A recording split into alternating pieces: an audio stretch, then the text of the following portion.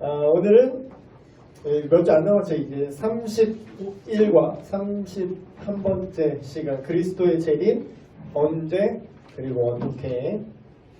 오늘부터 이제 종말론이 들어갔어요. 종말론 거의 끝까지 다 오셨다고 보면 돼요. 우리가 창조부터 있는 성경의 사실성부터 얘기해서 창조 쭉 해서 이제 마지막 다루는 주제가 종말론이거든요. 여러분 개인적으로 여러분 뭐 교회 오래 다니시고 예수님 다들 믿으시잖아요. 예수님 믿는데 여러분 이 세상이 끝이 올 것 같으세요? 네. 여러분이 먼저 돌아가실 것 같으세요? 이 세상의 끝이 먼저 올 것 같아요? 그건 잘 모르겠어요. 보통은 내가 먼저 가더라고요. 보통은. 종말론이 뭐냐면요. 미래에 일어날 사건에 대한 연구, 성경에서 이야기하고 있는 마지막 일들에 대한 논의 이렇게 되어 있습니다. 마지막 일들이라고 되어 있는데 이거를 뭐 에스카토스 그래가지고 마지막, 종말에 이런 뜻이 있어요. 그래서 우리가 성경을 믿는다 그러잖아요. 성경의 내용이 곧 우리가 믿는 하나님이 누구신지도 기록하고 있을 뿐더러 미래에 어떤 일이 벌어질지에 대한 정보. 그래서 완전히 우리가 미래를 뭐 점쟁이만에 맞출 수는 없어요. 근데 그러나 대략적으로 하나님께서 이런 일이 있을 것이다라고 미래 부분, 무조건 다 미래에 대해서만 얘기한 건 아니지만 미래에 대한 대략적인 정보를 우리가 얻을 수는 있습니다. 예수님이 다시 오신다고 분명히 얘기를 하셨고 본인 스스로 그리고 우리가 매주 주일마다 이제 다 같이 외우는 신앙 고백 있잖아요, 여러분. 전능하사 천지를 만드신으로 시작을 해서 이 신앙 고백 자체가 이제 하나님의 창조를 인정하는 것부터 시작해서 종말론까지 나와요. 뒤에 저리로서 산자와 죽은 자를 심판하러 다시 오신다. 다시 오시리다. 네. 근데 별로 이거를 이제 잘 생각은 안 하시는 것 같아요. 생각을 잘 안 하시는데 한번 쭉 보겠습니다. 재림이 있는지조차 이거부터 얘기하면 얘기가 너무 길어지는데 일단은 이거를 뭐 압축하자면 성경에 너무 대놓고 얘기가 돼 있기 때문에 성경에서 뭐 그냥 다른 사도들이 얘기한 정도가 아니라 예수님이 직접 말했어요. 내가 다시 올 거라고. 그리고 내가 하나님께로 가서 하나님 아버지께로 가서 너희 있을 처소를 예비한 다음에 예비한 후에 다시 이 땅으로 올 거다. 그리고 심판에 대해서도 예수님 스스로 본인이 직접 요새 말하는 본인 피셜이죠. 오피셜 아주 공식적으로 얘기를 하셨어요. 그래서 재림이 진짜예요? 이걸 얘기하는 건 지금 너무 초보적인 질문이고 재림은 당연히 본인께서 말씀하셨기 때문에 이제 이루어질 건데 그러면 그 재림이 예수님이 다시 오심이 어떤 방식으로 이루어질 것이냐 이거는 사실 이단들의 아주 주요 레퍼토리이지 않습니까? 사실은 원래 예수님이 오기로 했는데 너무 바쁘셔서 내가 대신 왔다라든가 아니면 이미 하늘 성전에 지금 재림하셨다 눈에 안 보이게 영적 재림을 하셨다라든가 별만 이상한 생각들이 되게 많아요. 근데 그냥 성경이 말하고 있는 재림의 어떤 확실한 부분들 이거는 그냥 너무 확실한 부분이라서 그냥 딱 적어놨습니다. 요것만 딱 기억하시면은 적어도 속지는 않으세요. 갑작스럽게 오신다. 갑작스럽다. 서든 데스? 갑자기 죽는 이런 거잖아요.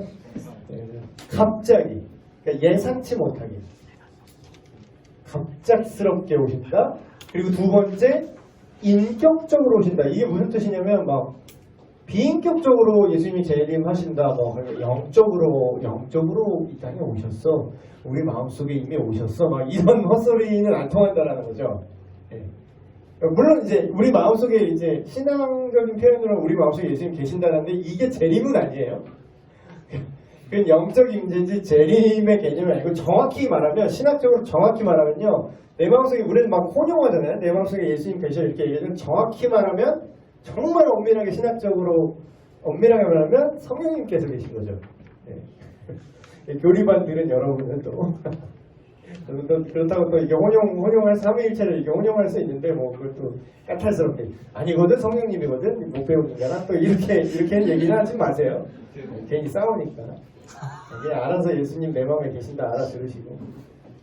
근데 이제 예수님이 재림하신다라는 거는 이런 어떤 영적인 임재를 말하는 게 아니라 실제로 예수님 그때 올라가신 그대로 그 본인의 캐릭터, 그 본인의 성품, 그 인격적인 특성 그대로 오신다는 거예요. 인격적으로 오신다는 뜻은. 그리고 세 번째, 가시적으로 오신다. 이것도 연장선상이죠. 아, 내가 안 보이게 오셨어. 이게 주된 이단들의 레퍼토리야. 안 보이게 오셨어. 네가 모르겠지만 이미 저 하늘 성전에 오셨어. 막 이딴 소리. 근데 어떻게 성경은 그런 소리를 안 해요. 그냥 가시적으로 오신다고 분명히 얘기하거든요. 너희가 눈이 본 그대로 그분이 다시 오시는 건 네가 볼 것이다 이렇게 얘기해요. 그리고 유령처럼 올 것이다. 뭐 이런 가현설에서 역사적으로 예수님의 다시 오심에 대해서 이설들이 상당히 많았었습니다. 그러나 역시 육체적인 육신을 갖고 부활하신 그 육신을 갖고 그대로 오실 것이다. 물론 지금 제가 얘기하는 거는 기독교 변증적으로 이 얘기를 하는 게 아니에요. 여러분 이미 성경이 진실인 걸 믿는다는 전제 하에서 이거를 지금 근거를 진행하기 때문에 사실 안 믿는 분들이 이 얘기를 하면은 싫어해? 너 지금 정상적인 생활 가능하니? 어떻게 예수가 4대 성인 중에 한 명인 예수가 이 몸뚱이를 갖고 그대로 수염 달고 그렇게 다시 소원도 아니고 구름 타고 이렇게 온다고? 실제로? 몸뚱이로 이렇게 온다고? 이걸 믿어? 이런 생각을 물론 하실 수 있겠죠. 근데 쏘이는 걸 어떻게 해요? 그러니까 이게 순한 고리는 기독교 신앙은 성경이 진짜라는 걸 안 믿으면은 그냥 뿌리부터 무너지는 거예요. 그냥 필요 없어요. 그냥 지금 우리가 하는 논의들 있죠. 지금 31주째 끝까지 하면 34과 정도 되는 내용인데 이게 그냥 다 헛소리예요. 그냥 무슨 판타지 소설 되는 거예요. 이 텍스트를 안 믿으면. 그래서 텍스트의 진실성을 상당히 초반부에 이걸 다루고 전제를 깔고 계속해서 진행을 하는 거죠. 그래서 예수님이 하신 여러 발언들 제가 이렇게 적어놨습니다. 예수님이 갑자기 오리라는 얘기, 생각하지 않은 때 인자가 오리라. 내가 다시 와서 너희를 내게 넣으리라. 분명히 육체적인 개념, 실질적인 개념을 얘기하시고 있고 부활하신 후에 목격한 그 두 천사, 그래서 법궤를 상징한다 그래요. 법궤 위에 두 천사 이렇게 날개 두 개 이렇게 붙들고 있는데 마치 법궤 마냥 예수님 이제 부활하신 후에 머리편에 다리편에 이렇게 두 천사가 이렇게 앉아 있었다 이렇게 그것도 어떻게 보면은 참 신묘한 해석인데 그 천사들이 증언하는 게 이제 나오죠. 사도행전 1장에 너희가 본 그대로 너희 가운데서 하늘로 올려가신 그대로 니들이 지금 보지 않았냐. 그럼 그 본 그대로 다시 오실 것이다. 그럼 뭐야? 일단 이 증언을 믿는다면 가시적이고 육체적으로 오신다라는 거죠. 바울의 증언도 있고 베드로의 그 유명한 그 찬양 오래된 찬양 가사도 있잖아요. 옛날에는 옛날 복음성가에는 주제가 되게 다양했어요. 지금 생각해 보면 재림 찬양도 있어 심지어.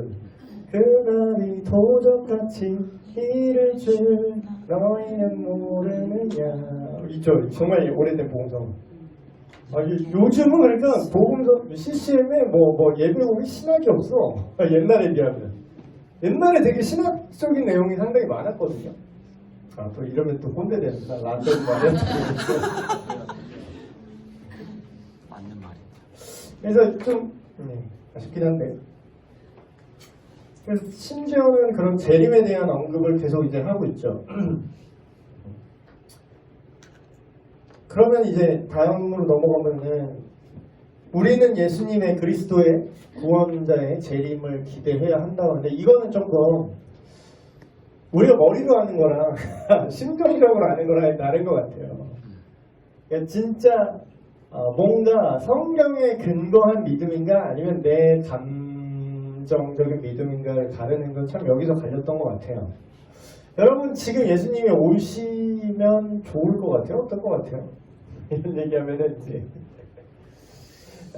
제 얘기를 하면 여러분 얘기하면 부담스러우니까 제 얘기를 하면은 옛날에는 그 막연한 그 마지막 때 공포가 있었어요. 이게 예수님 다시 오시면 사실 그 인생 종치는 거잖아요. 쉽게 얘기하면 예수님 다시 오시면. 그래서 이 세상 이제 절단나는 거 아니에요. 쉽게 말하면 지구 멸망이잖아요. 너무 쉽게 말한다. 예수님 오시면 지구 멸망해서 물론 이제 아예 파괴되는 건 아니겠지만 뭔가 큰 대격변이 일어나고 이 세상이 다시 정화되고 회복된다라는 이런 개념이 있는데 그래서 그 종말론적인 얘기를 들으면요 상당히 무서웠던 기억이 있습니다. 어린 마음에. 그래서 예수님이 다시 오시면 그때는 용서의 예수님이 아니라 심판주로 오시는데 그때는 이제 진실의 방으로 이제 시즌이라서 얻어맞는 시간이기 때문에 되게 무서운 심판의 시간이다 그러니까 그게 뭔가 그렇게 기다려진다기보다는 좀 나중에 오시면 안 되나? 약간 이런 생각이 있었던 것 같아요. 나만 쓰레기인가요? 나만 이렇게 생각했나? 그래서 그러니까 잘 모르면 그래요. 예수님 지금 우리가 살고 있는 이 세상이 어떤 상황이고 예수님이 오시는 게 도대체 어떤 의미인지 그 성경이 말하는 전체 그림을 모를 때는 단순히 그냥 무서웠던 것 같아요. 그래서 그 성경에 보면은 신약 시대의 인물들이나 그리고 계시록 마지막 부분 보면은 마라나타 그런 표현하죠. 마라나타. 그게 번역을 하면 주 예수여 오시옵소서. 오시옵소서. 근데 이게 잘 이해가 안 돼요. 왜 오라 그러지? 왜? 근데 다음 주나 다다음 주에 마지막으로 얘기할 그 지옥 시리즈 이제 지옥의 본질에서 다시 한번 다루겠지만 이 당시에 사람들이 왜 주 예수의 오시옵소서라고 고백할 수 있었냐면요.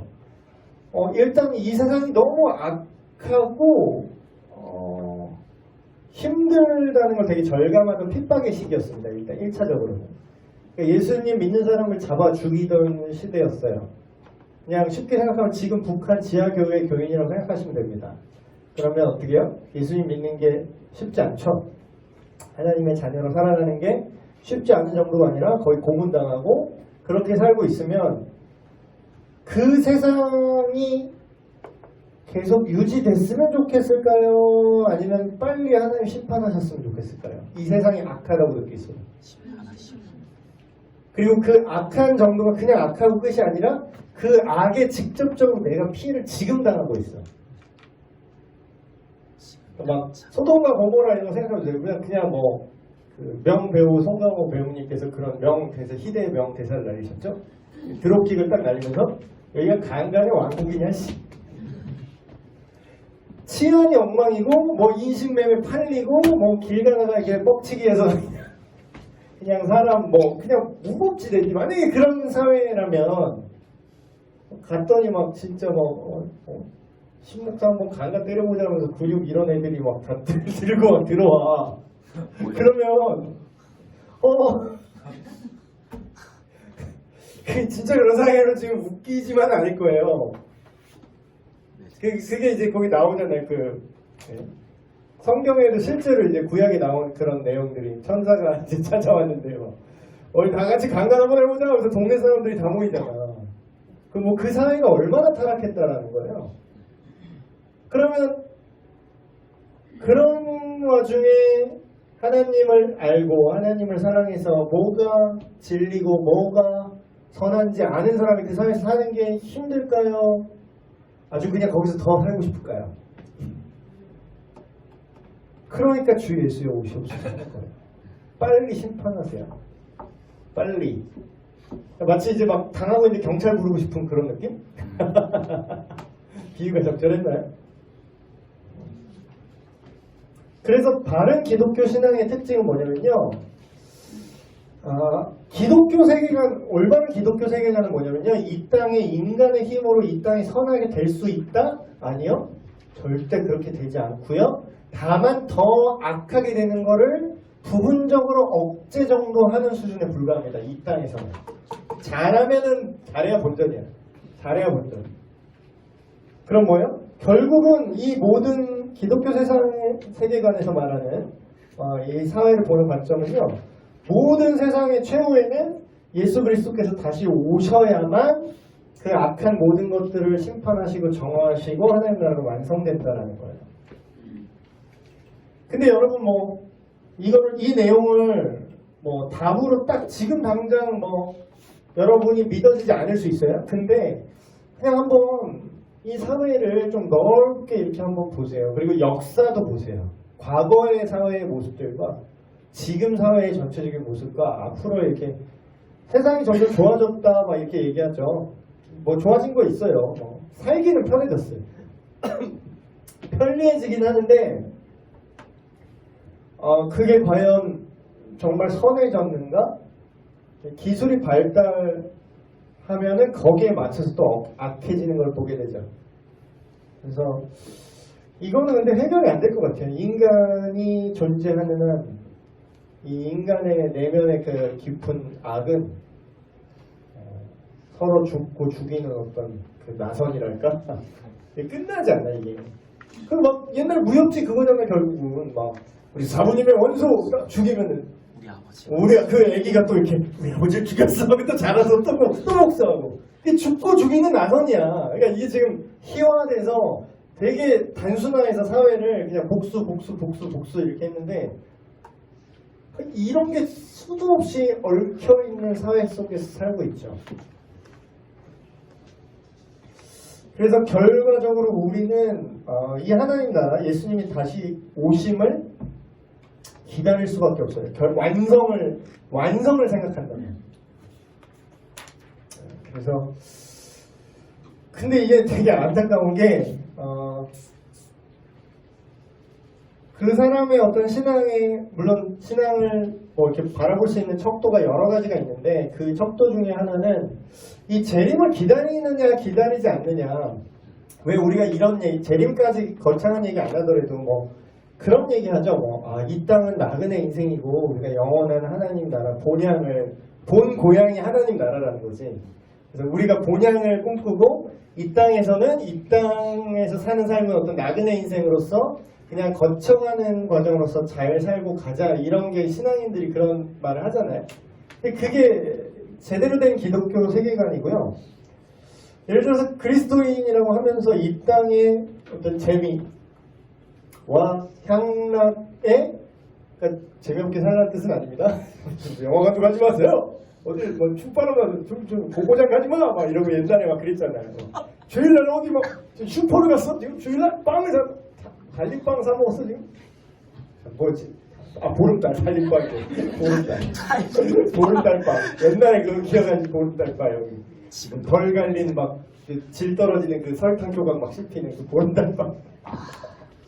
옛날에 그랬어요. 그런 어떤 옛날 기독교는 약간 금욕주의가 있었던 것 같아요. 금욕주의. 네네 그렇죠. 근데 이제 사실 그거는 그것대로 좀 잘못된 거였는데 제가 여러분 이 땅에서 재미없게 사시라는 건 아닙니다. 일부러 행복하게 살 수 있는데 일부러 재미없게 사시라는 건 아니에요. 오늘부터 예능도 다 끊으시고 코미디피로 절대 보지 마시고 그런 얘기는 아니지만 제가 지금 말씀드리고 있는 거는 하나님 나라 안에서 기쁨을 누리느냐 하는 그리스도인으로서 내가 예수님 믿는 사람으로서 그런 가치를 두고 그런 재미를 분별하면서 내가 추구해도 되는 재미인가 아니면 추구해서는 안 되는 재미인가 이거를 그 안에서 균형 있게 사는 거는 사실 하나님 당신의 자녀가 기쁘고 즐겁게 살기를 원하시지 그럼 너는 항상 울고 있어야 돼. 너는 일단 너 지금 이 사회 꼴을 봐. 그래서 밥이 넘어가? 너 지금 예수님 안 믿는 사람인데 지금 신목사 너 밥이 넘어가 지금? 미쳤구나. 이러면서 그런 무정 논리잖아. 그쵸? 그러라는 건 아니에요. 그런데 우리가 그리스도인 안에서의 교제와 그리고 예수님과의 인격적인 만남을 우리가 소홀히 할수록 사실 그리스도의 재림을 안중에도 없는 거지. 생각을 안 하는 거지. 근데 이거를 갖고 사는 사람이 사실 끝을 향해 가는 사람이잖아요. 그러니까 우리가 미래를 보라 그런 얘기하죠. 미래를 봐라. 미래를 봐라. 근데 하나님이 성경에서 기록하신 미래의 세계관은 결국은 예수님 다시 오셔서 이 땅의 종말을 맞이하고 다시 뭐랄까 리셋되는 그걸 분명히 기록하고 있기 때문에 우리가 그게 마치 없는 것처럼 이 땅의 인생이 전부인 것처럼 산다면 그 사람이 과연 예수님 믿고 사는 사람일까? 아니 그 사람이 성경적 가치관으로 사는 사람인가? 이렇게 다시 한번 생각을 해보셔야 되는 거죠. 근데 재림에 대한 잘못된 사상도 있잖아요. 그 1992년 10월 28일 좀 연식 되신 분들은 또 이날이 언제인지 알 거예요. 시한부 종말론 그래가지고 1992년에 우리나라 얘기입니다. 이게 또 어디 딴 나라 막 중국 어메이징 차이나라서 역시 중국 이상한 얘기 나오면 중국일 것 같고 인도 아니면 중국일 것 같고 막 이러잖아요. 근데 우리나라 얘기예요. 이게 대한민국 1992년 그 이후에 태어난 분들도 있는데 다행입니다. 그때 나라가 막 뉴스에도 나오고 막 난리도 아니었어. 진짜로 진심 다미선교회라고 막 이상한 이단 기독교 계열 이단인데 막 그 교주가 나와가지고 막 예수님이 다시 오신다고 92년 10월 28일 날 예수님 재림하시니까 지금 재림하시니까 우리 예수님 믿는 사람은 다 이제 하늘로 들려 올라갈 거니까 지금 다 재산 다 파시고 집 있는 사람 집 다 파시고 학교 다니는 사람 학교 접고 다 접고 근데 신기한 거는 지도 올라갈 건데 왜 지한테 돈을 내라는 거였지? 근데 그걸 이걸 믿었어요. 사람 되게 많이 믿었습니다. 그 당시에 사람들이 꽤 많이 믿었어요. 그래서 막 교회 다니는 분도 막 되게 흔들렸어요. 기인가? 막 그러면서 그럼 미래는 없다. 다 재산 다 팔고 가정을 왜 돌보냐? 그냥 우리 내일 29일부터 우리는 천국에 있을 건데 이러면서 다 사회 개판 만들었어요. 그때 막 직장 갑자기 사표 던지고 이런 사람도 많았어요. 사표 부장님 얼굴에다 뿌리면서 난 천국 갈 거다.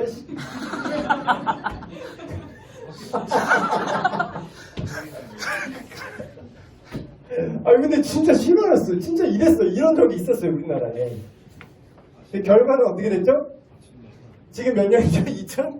2019년. 결과는 우리가 살아있는 거 보면 지금 예수님이 재림 안 하셨다는 걸 알 수 있겠죠. 근데 그 뒷수습이 더 웃겨. 그 사람은 아마 구속됐거나 그럴걸요? 구속됐어요. 그러니까 사회법에도 걸렸어요. 그게 사회법에 걸린 게 횡령 이런 걸로 걸렸어요. 막 착취, 사기 이런 걸로. 남의 재산 다 팔아서 다 바치게 했으니까. 아니 쥐도 천국 갈 건데 근데 돈이 무슨 소용이야? 그럼 의심이 안 드나? 근데 사람들이 그걸 다 믿었어요. 근데 성경은 그런 시한부 종말로 얘기하지 않고요.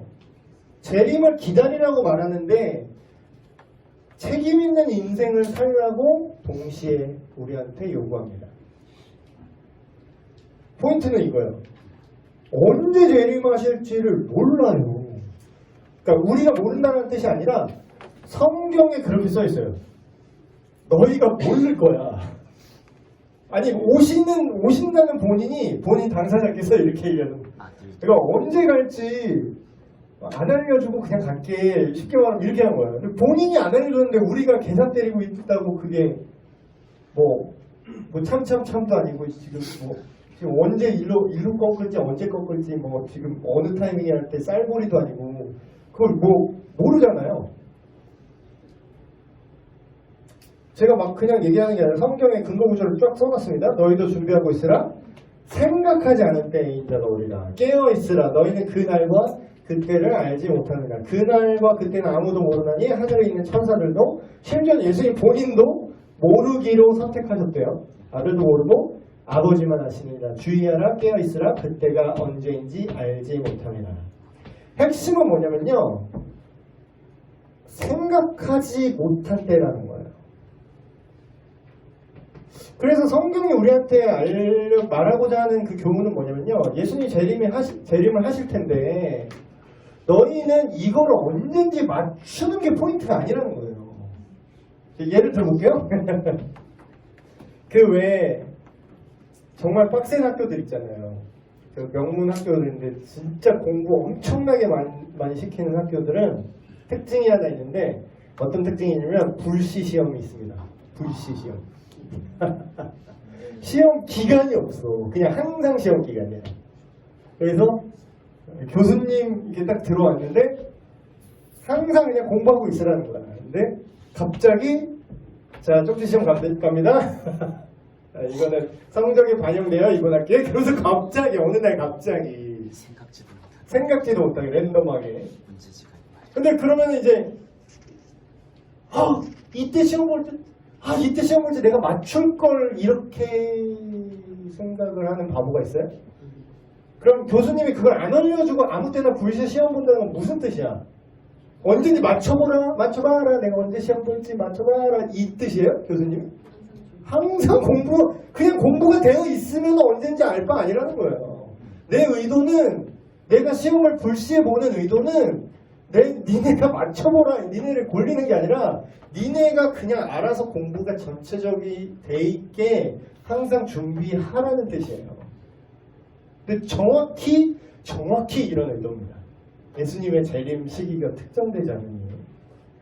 그래서 마지막 때는 우리가 계산 안 해도 어차피 오게 돼 있어요. 언젠가는. 그게 내가 살아있을 때인지 아니면 내가 죽고 뭐 21세기, 22세기가 되든지. 아까 나사렛 찬양팀 찬양할 때 모든 능력과 뭐였죠 오늘? 나사렛 찬양. 나의 모습 나이세요. 그래서 제가 농담삼아 예수님의 재림이 만약에 늦춰지고 이게 뭐 22세기가 되면은 이게 아마 이 명곡이라서 찬송가에 들어갈 거라고 막 그랬는데 그래서 그러니까 가짜를 골라내는 건 아주 간단해요. 지가 언젠지 안다 이런 애는 뭐다? 그냥 교주구나. 이단 교주구나 이렇게 생각하시면 돼요. 지가 언젠지 안다. 이거 지가 언젠지 안다. 그리고 사실 나다. 이런 애들. 사실 나다. 이런 애들도 있어. 사실 내가 그다. 이런 분들. 근데 이걸 낚여요. 이걸 믿는 사람이 있어. 그렇죠? 그리고 우리가 막 해석이 좀 달라요. 마지막 때 구체적으로 어떤 일이 있을지에 대한 해석은 성경을 진지하게 믿는 사람들 안에서도 갈립니다. 근데 모두가 동의하는 거는 뭐냐면 그리스도께서 마지막에 예수님께서 재림하시는데 그때는 믿지 않는 자는 영원한 벌을 향해 가게 되고 믿는 자는 영원한 보상을 가져올 것이다 라는 이 큰 틀은 다 동의해요. 이 큰 틀. 근데 사실 안 믿는 사람은 이거 자체를 안 해요. 인정을 안 하기 때문에 니네 피셜인데 지들이 가든지 말든지 이렇게 생각하고 사는 거죠. 근데 구체적인 내용에 대해서는 서로 의견 차이가 있어요. 예를 들면 다음 시간에 이걸 해야 되나 말아야 되나 고민되긴 하는데 재림하신 예수 그리스도와 함께 믿는 자들이 이 땅을 뭔가 다스린다는 표현이 나오거든요. 근데 그게 1000년 동안 다스린다는 표현이 정확하게 성경에 나와요. 계시록에. 그래서 그걸 천년왕국이라고 하거든요. 근데 이게 정확히 뭔지, 이 천년왕국이 정확히 무엇이며 정확히 어떤 방식으로 이루어지는지에 대해서는 해석이 다 달라요. 그리고 재림의 순서, 이 천년왕국 전에 오시냐, 천년왕국 후에 오시냐, 그리고 큰 환란이 있는데 이게 언제냐, 그리고 유대인이 마지막 때 유대인이 구원받는다는데 유대인이 그럼 예수를 안 믿어도 알아서 혈통적인 유대인이 알아서 천국 가는 거냐, 아니면 유대인 중에 예수를 믿는 사람이 늘어날 거란 뜻이냐, 기타 등등. 그리고 휴거, 이것도 이제 휴거를 환란 전 휴거가 있냐, 환란 후 휴거가 있냐, 되게 그러니까 세부 디테일이 되게 다양해요. 근데 결국 뭐 이렇게 해석의 차이만 존재하는데 공통적으로 성경 자체가 오류가 없다라는 거에 대해서는 모두가 동의해요. 그래서 사실 이거를 여러분들이 이거 디테일이 다르다고 해서 뭐 넌 예수 안 믿는 사람이라고 말할 수 있느냐? 아니 그렇지 않아요. 왜냐하면 이거는 사실 엄밀하게 말하면 몰라도 돼요. 이런 말 하면은 이제 논문으로 박사 논문으로 천연왕국 전공하신 분들이 막상하시겠지만 사실 이거 모른다고 지옥 가고 그런 거 아니거든요. 우리는 예수님을 믿는 믿음 안에 있기만 하면 그날이 왔을 때 그냥 알게 될 거야. 아 이거구나. 그냥 알게 될 거예요. 근데 이제 그럼에도 불구하고 이런 거를 논의하는 게 가치가 있긴 합니다. 왜냐하면 하나님께서 약속하신 그 본질을 우리가 깊게 생각하는 거는 사실 참 도움이 많이 되긴 해요. 예수님께서 이제 재림을 그럼 언제 하실 것이냐 이렇게 얘기했을 때 그러면 그래 아무 때나 랜덤하게 오신다, 갑작스럽게 오신다 이렇게 얘기를 했는데 근데 이렇게만 보기에는요 성경에 예수님이 재림하실 그쯤에 이런 징조가 있을 거야 라는 그런 언급도 있거든요 실제로. 그러니까 약간 헷갈리기 시작하는 거지. 아니 어떤 구절에서는 정말 생각하지 못할 때에 갑작스럽게 오신다 그랬는데 어떤 구절을 보니까 말세에 이런 징조가 있고 이런 일이 있은 후에 오실 것이다 뭐 이런 내용도 있어요. 이게 두 개가 공존해요. 그래서 요거를 어떻게 보면 모순이라고 생각할 수 있는 걸 오늘 어떻게 해석할 건지를 좀 볼 건데요. 예를 들면 뭐 갑작스럽게 올 거라는 본문들은 이런 얘기죠. 뭐 도적같이 집주인이 모르게 도적이 어느 때에 뚫고 올지 모르게 올 것이다. 그래서 실제로 신약 성경을 이렇게 보면요 되게 임박한 종말론으로 보이는 본문들이 많습니다. 그러니까 그 당시의 사람들, 그러니까 1세기경의 사람들이죠. AD 1세기경 사람들인데 그 사람들조차 예수님 진짜 몇 년 안에 오실 것처럼 생각하고 행동을 하는 것처럼 보여요. 그러면 이제 그 사람들이 이제 헛다리 짚은 거냐? 지금 2000년 넘게 대학을 줬는데 헛다리 짚은 거냐? 그게 아니라 이게 해석은 선지자적 단축이라는 개념이 있는데 옛날에 선지자들이 미래 사건에 대해서 부분적으로 이제 보고 예언을 하죠. 예언을 하는데 그러나 그 미래 사건을 자기가 보긴 봤는데 그 미래 사건이 언제 일어날지 그 사이에 그 시간을 정확히 파악을 못해요. 그래서 이사야 선지자의 예언도 그렇고 엄청난 그 사이 공간이 떨어져 있죠.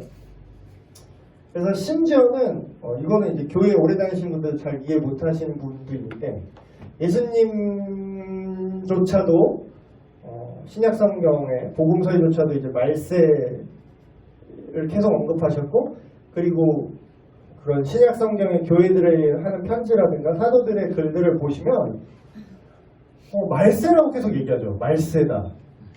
근데 말세가 어떤 사람이 믿고는 말세가 지금 2000년이 넘었구나 막 이러면서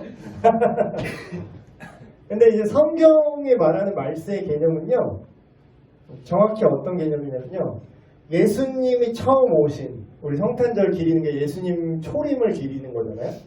그래서 예수님의 초림부터요 예수님 재림 사이의 기간을 다 말세라고 합니다. 생각보다 되게 넓죠. 말세가 생각보다 넓죠. 근데 그건 있어요. 이 말세 중에도 점점 끝으로 갈수록 징조들이 일어나는데 성경에 막 그런 구절 있죠. 말세에 고통하는 때가 이르리니 사람들이 거짓 스승을 많이 두어서 말세에 사랑이 식어지고 뭐 이런 거 쭉쭉쭉 나와요. 근데 신기하게 지금이랑 비슷하더라고요. 정말 비슷해요. 저도 뭐 물론 그렇지만 뭐 우리나라만 하더라도 옛날에는 그걸 막 인사하고 뭐 옆 동네 누구 살고 알고 그랬는데 지금은 바로 옆집 살아도 누군지 물론 저는 옆집 분을 알고 있습니다. 앞집 분입니다. 목사인 걸 들켜버릴지도 몰라요. 아니, 서로 불편하더라고. 괜히 이게 내가 목사가 이러면 되게 불편하더라고 서로. 굳이 뭐 커밍아웃까지는 안 하고 있는데. 눈치 없는 뭐 4층 할머니, 목사님 올라가세요 또 이러고, 네, 뭐 이렇게 올라가는데. 그러니까 옛날에 비하면 어떤 서로를 향한 관심이나 사랑이 확실히 식어진 시대를 살고 있죠.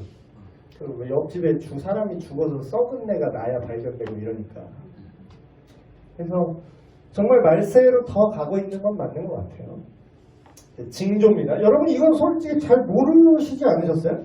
근데 저는 되게 특이하게 제가 어린 시절에 다녔던, 제가 초등학교 때 다녔던 그 교회가요, 그 담임 목사님이 이제 여름 수련회를 하시는데 4박 5일 성경 강해를 하셨어요. 지금 생각하면은 여러분은 지금 그런 거를 들어보지도 못한 분도 많으실 텐데, 그때 저희 교회가 제가 다녔던, 우연히 제가 골라서 간 교회가 아니기 때문에 되게 빡센 교회였어요. 그래서 그 담임 목사님이 전교인 수련회입니다 하면서 이제 그때 수련회 사경회 말씀 사경회, 그냥 지금은 수련회는 가서 막 물놀이도 하고 고기도 꺼먹고 막 여러 가지 하고 프로그램도 하고 막 촛불 켜고 막 마음의 시간 막 이런 것도 하고 막 여러 가지 재밌는 거 하잖아요. 근데 그때 사경회는 뭔지 아세요?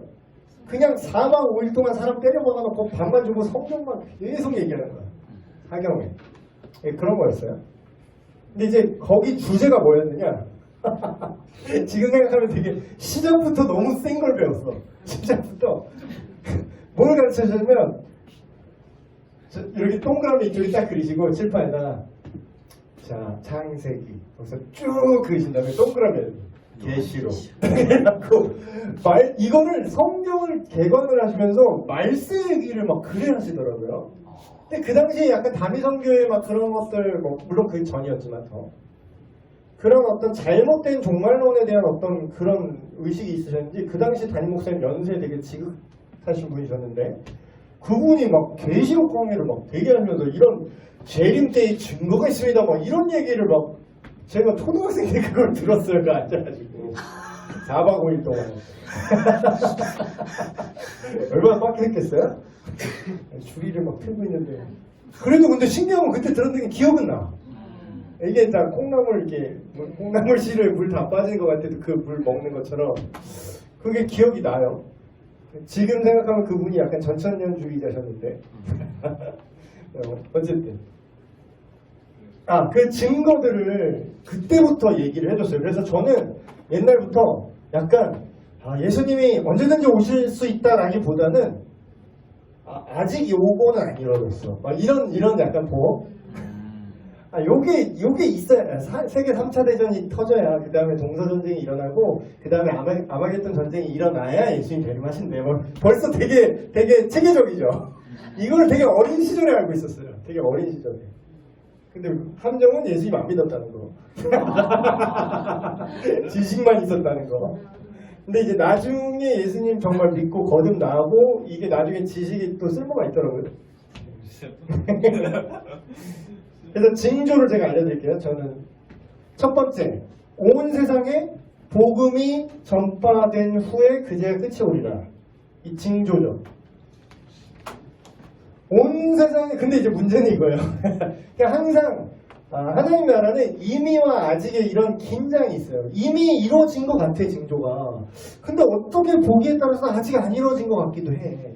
근데 이게 사람을 아리까리하게 하거든요. 그러니까 언제 올지 모르는 거야. 자, 보세요. 온 세상의 복음이 증거되는 기준이요, 도대체 뭘까요? 구체적으로. 정말 진짜 우리 중에 예수가 누군지, 예수님이 이름 한 번 안 들어본 사람이 없어지면은 온 세상에 전파된 걸까? 아니면 어떤 나라의 교회가 하나라도 있으면 전파된 걸까? 아니면 어떤 인종이나 종족 안에 그 사람 언어로 된 성경책이 번역되면은 전파된 걸까? 이 기준이 지금 선교학자들, 그러니까 선교사님들마다도 달라요.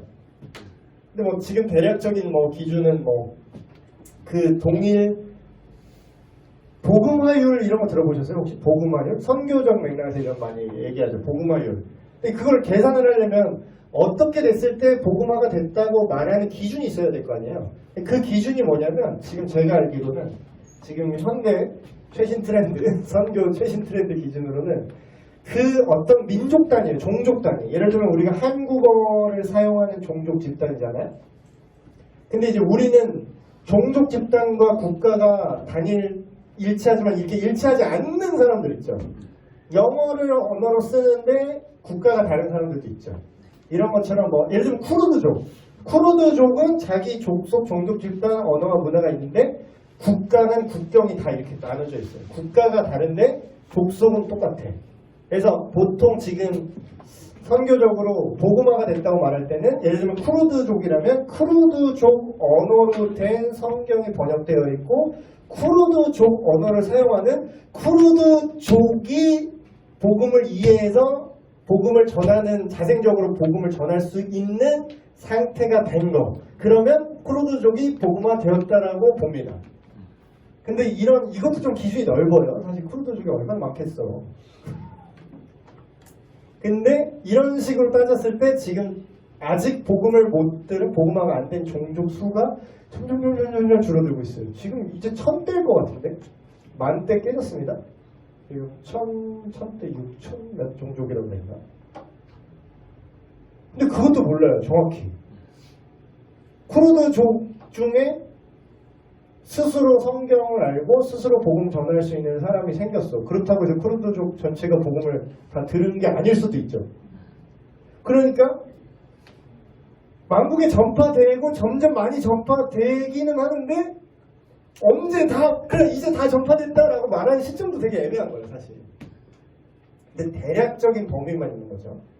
그리고 대환란, 두 번째 징조가 뭐냐면 마지막 때에 이런 큰 환란이 있을 거다 이렇게 성경을 얘기하고 있어요. 예수님 재림하시기 직전에. 근데 이제 이것도 또 헷갈리는 게 성경은 그러니까 우리가 좀 이렇게 착각하는 부분들이 이런 분도 은근히 있더라고요, 교회 안에. 여러분 한번 스스로 한번 생각해 보세요.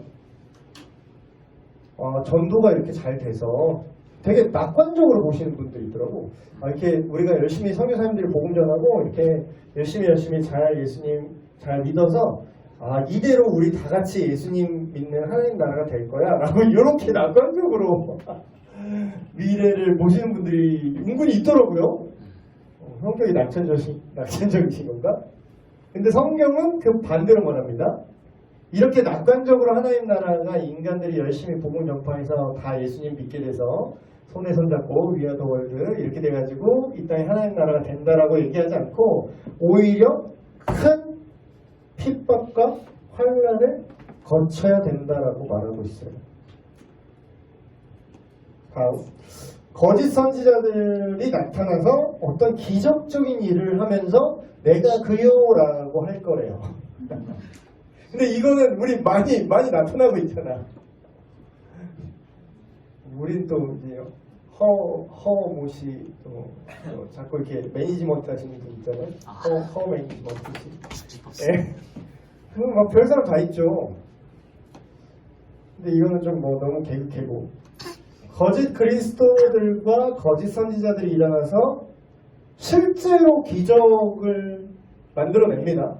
실제로 신기한 기적을 한대요. 막 병 고친다고 금리빨 냈느니 없느니 막 얘기 나오잖아요. 그렇죠?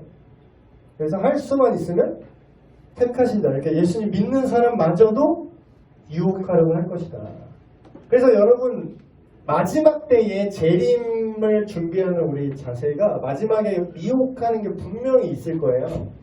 실제로 빈도수가 점점 늘어나고 있긴 해요. 전 세계적인 통계로 봤을 때. 근데 여러분 제가 보험처럼 예방주사 하나 놔드리면 이런 거예요. 마지막 때가 될수록요 뭔가 기적적인 일들을 보여주는 사람들이 분명히 등장할 겁니다. 더 등장할 거예요. 근데 여러분 기적과 어떤 큰 성취일 수도 있지. 예를 들면 그런 징조 썰 중에 하나가 또 유럽 연합이 몇 개의 국가로 쪼개져 있는데 그게 EU가 유럽 공동체가 10개의 국가를 통합하는 어떤 카리스마틱한 어떤 지도자가 나와서 이 사람이 세계 대통령으로 선출되면 그게 10불 계시록에 나오는 10불 열머리 그런 거 있잖아요.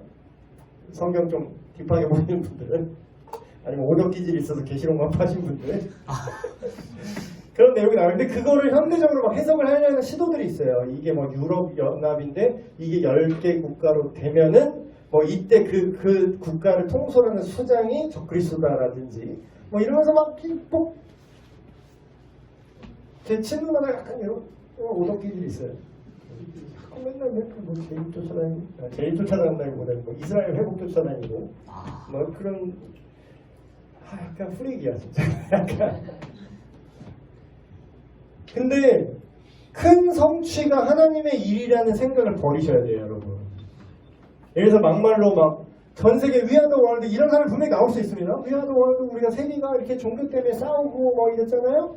근데 이거를 다 모든 종교를 통합해서 우리가 이 세상에 참된 전쟁이 그치고 막 철조망 다 내리고 이래서 우리가 종교를 하나로 만들어서 화합하게 만든 그런 어떤 정치인일 수도 있고 종교 지도자가 나타날 수도 있다는 거예요. 그러면 그 자체는 엄청난 업적처럼 보일 수 있다는 거죠. 엄청난 기적을 일으켰고 엄청난 업적을 이뤘는데 그 내막이 뭐예요?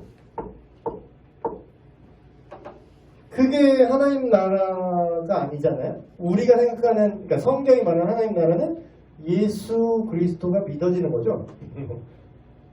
그러니까 그게 거짓 선지자의 어떤 뭐 세계 단일 정도 뭐 음모론도 막 다 엮여 있는데 근데 뭐 그게 신빙성 있어요. 설득력이 있어요. 뭐 지금 당장이라는 건 아니지만 언젠가 역사의 시점에 그런 존재가 등장할 것 같긴 해요. 그리고 이거는 정말 확실한 건데 하늘의 징조가 있을 거래요. 그때에 환란 후에 해가 어두워지며 달이 빛을 내지 아니하며 별들이 하늘에서 떨어지며 하늘에 있는 권능들이 흔들리리라. 그때 인자가 구름을 타고 큰 권능과 영광으로 오는 것을 사람들이 보리라. 그래서 이거는 뭐냐면 이건 상징 언어가 아닙니다, 여러분. 상징 언어가 아니에요. 이게 왜 상징 언어가 아니냐면 그래서 복음서가 4개나 있잖아요. 그 중에 이 마가복음, 마태복음, 누가복음 세 개의 다른 관점으로 쓰인 복음서에서 동일하게 이 표현을 씁니다. 그 얘기는 뭐예요? 이건 상징 언어가 아니라 실제 언어로 말했다는 거죠. 그래서 실질적인 기상 환경과 천체 이상, 하늘의 권능들이 흔들리다 뭐 이건 뭐 해성이 떨어진 뭐 유성이 떨어진 거들 큰 이상 징후가 있을 것을 언급하고 있어요. 그리고 아까도 살짝 다뤘지만 불법의 사람이 나타난다. 이 구절 되게 길거든요. 데살로니가후서 그러니까 마지막 때에 나타날 어떤 궁극적인 여러분 이런 거 혹시 좋아하시나요? 뭐 진짜 적그리스도 뭐 관심 있어요, 여러분? 뭐 이런 관심 있는 거 웃긴데. 뭐 그런 거 미스터리 튜브 뭐 이런 거 좋아하시는 분 있잖아요. 그런 건 다 가짜이고 그런 건 다 지어낸 거고 진짜가 알고 싶어요? 진짜가 나타나면 한번 보여줘요? 진짜? 그 미스터리 튜브 이런 거 보지 말고 그냥 데살로니가후서 2장 1절에서 10절 보세요. 이게 진짜예요. 이게 진짜 그 궁극적인 악의 결정체, 그 우리가 농담 삼아 사탄이 실업자 되겠다 그런 드립치는 그 사탄의 화신의 직접적인 뭐랄까 육화한 사탄이라고 할까? 그래서 사탄 계시록을 자세히 보시면요, 그 사탄이 하나님을 흉내냅니다. 그래서 그 성육신이라고 하잖아요. 인카네이션, 하나님이신 예수님께서 인간의 몸을 입고 이 땅에 오신 것처럼 이 사탄도 그걸 흉내내서 삼위일체를 흉내내요. 계시록 자세히 보시면 그 옛뱀 뭐 바다에서 올라오는 용이 언급되고요. 육지에서 올라오는 용이 있고 뭐 이렇게 사탄의 삼위일체라고 해야 될까? 이거를 약간 이미테이션 하는 것 같아요. 얘가 자기가 그 하나님을 흉내내는 거죠. 일종의. 그래서 이런 육화한 인카네이션이라는 표현을 하면 사탄한테 하면 좀 그런데 육화한 악의 그래서 옛날에 막 그런 거 좀 연식 오래되신 분도 아는데 그 영화 공포 영화 있잖아요. 오멘. 이게 그거 이 얘기하는 거예요. 이 얘기. 이 악의 정점에서 육화한 사탄에 대한 얘기를 어떤 모티브로 해서 그렇게 뭐 공포 영화를 이렇게 만든 거잖아요. 요새는 이제 그게 공포감이 없는 것 같아. 그게 왜 무서웠냐면은 이 기독교 세계관을 알면 그게 진짜 무섭거든. 왜냐면 걔는 진짜거든. 걔는 진짜 백이야. 뭘 하든 진짜 백이야. 뭘 상상하든 가장 큰 악을 소유한 자이기 때문에. 그래서 저는 어렸을 때부터 어머니 말로는 공포의 면역 제가 6살 때 그 오맨을 처음 봤거든요. 근데 지금으로 따지면 그게 스플래터 무비의 효시라고 하더라고요. 그 신체 절단하고 이런 거 나오는 게 그때 70년대 영화예요, 그게. 근데 그때 그게 막 목 달아나 목 분리되고 손가락 다 날아가는 거 막 보여주고 막 이랬거든요. 근데 그걸 제가 몇 살 때 봤냐면 6살 때 봤어요. 그래서 제가 한 3개월 동안 잠을 못 잤어요. 제 기억에. 그래서 공포 면역이 됐는지 이제는 웬만한 거는 뭐 잘 아주 웃으면서 밥 비벼 먹으면서 보는데 밥도둑하면서 보는데 웬만한 비티는 거는. 그래서 어쨌든 얘기가 너무 샜네. 힘드시니까 잠깐만 쉬었다가 하겠습니다. 몸엔 밥 비벼 먹었더니